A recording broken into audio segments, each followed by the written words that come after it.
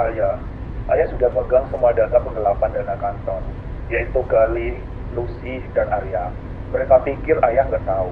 Ayah harus lapor ke pusat malam ini juga. Kalau ayah diam, kasihan orang-orang kecil yang uangnya mereka curi.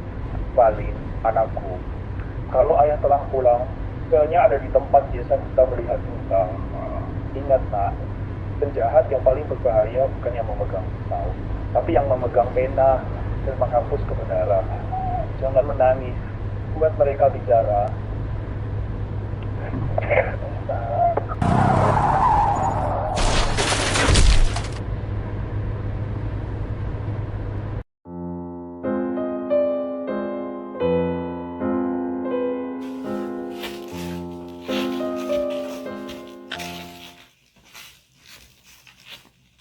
Kenapa kita di bukit? Kita ini detektif bukan pendaki gunung. Dan kata lu di sini ada harta karun peninggalan Pak Arif kan?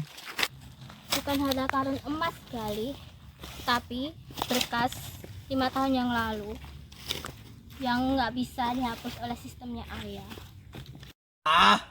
Sinyal di sini nol besar. Gue nggak suka tempat yang nggak bisa gue akses pakai internet. Eli, besok gue pastikan jabatan lo gue akan turunin. Sabar Arya, Eli itu cerdik. Dia tahu kasus Pak Aris 5 tahun yang lalu itu jalan menuju puncak karir kita. Makanya kita harus bersihin buktinya secara profesional. Dan lo bocah bengkel, diam dan jalan. Jangan sampai mulut lo bikin kesabaran gua habis.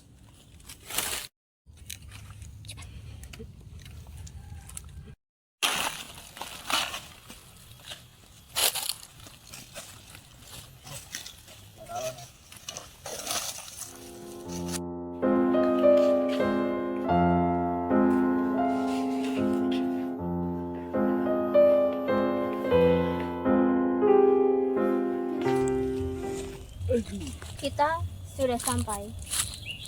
Di depan sana ada sebuah simpul terakhir.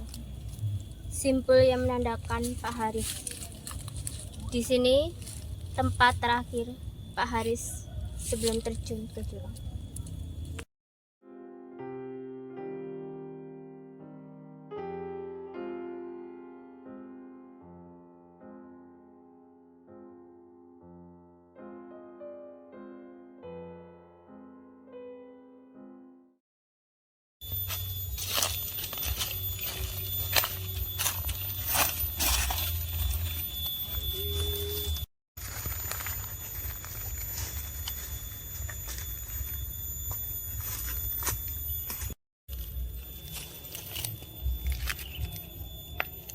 Kalian lihat benang-benang ini? Ini melambangkan kebohongan kalian yang melilit. Satu ditarik, pasti semuanya bakal terbongkar. Kalian lihat wajah ini? Pasti kalian coret karena takut pada kebenaran kan? Valin. Bocah yang dulu nangis di pemakaman. Ngapain lo di sini? Eli, ini semua jebakan. Ini bukan bercanda Gali, ini keadilan. 5 tahun yang lalu, di bawah bukit ini, ada seseorang yang memotong rem kabel mobil ayah saya. Dan yang memotong itu adalah orang yang menggunakan tas kulit seperti itu. Itu kecelakaan. Laporan forensik bilang remnya blong alami. Laporan forensik ditulis siapa? Lucy. Lu kan yang nulis laporan kalau Pak Haris depresi dan menabrakkan diri demi transfer suap ini. Itu uang honor sah. Gue profiler, gue berhak dapat bayaran. Kalian semua bodoh. Kalian punya foto sebanyak apapun, jejak digitalnya sudah saya hapus dan mengganti log asli dengan akun bokap lo. Di sini gak ada sinyal, gak ada aksi, gak ada rekaman.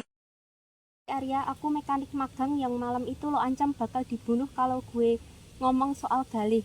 Aku simpan bukti foto-foto ini di tempat tidurku selama 5 tahun. Semua saksi udah beres. Arya, lo sialan. Oke. kalian saling gigit ya. Lucu ya sekarang melihat pahlawan jadi tikus. Kita habisi saja mereka semua. Buang ke jurang. Toh nggak ada sinyal. Arya. Tapi lo lupa satu hal. Gue bukan cuma detektif. Gue adalah orang yang paling benci sama pengkhianat.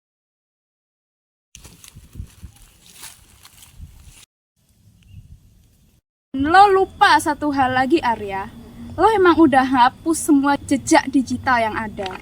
Tapi aku punya bukti yang asli yang kudapatkan dari ayahku. Map ini ada salinan transaksi asli yang belum lo manipulasi. Nah ini bukan cuman hiasan. Ini adalah kabel fiber optik yang terhubung ke transmitter di mobil Ellie di bawah. Kalian cuman matikan frekuensi udara, bukan bukti fisik dan jalur kabel ini. Siaran langsung ini sudah ditonton oleh 50.000 orang, termasuk kepala kepolisian daerah. Pengakuan kalian soal pemotongan frame dan suap sudah ada di map punya value. Lihatlah di atas. Oh.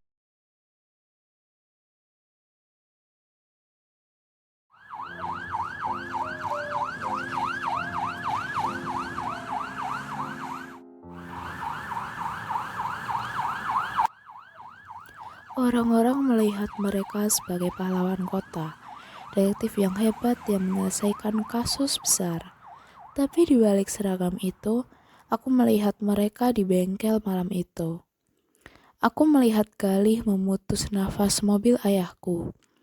Aku melihat Lucy tersenyum saat menerima amplop coklat di depan Nissan yang masih basah. Dan aku melihat Arya tertawa sambil menekan tombol delete pada semua kebenaran di komputernya. Mereka pikir coretan tinta di wajah ayahku bisa menghapus ingatanku, tapi mereka salah. Tinta merah itu justru menjadi petunjuk jalan bagiku untuk membawa mereka ke bukit ini. Pengadilan tidak selalu di gedung mewah. Kadang keadilan hanya butuh seutas benang dan keberanian untuk menariknya.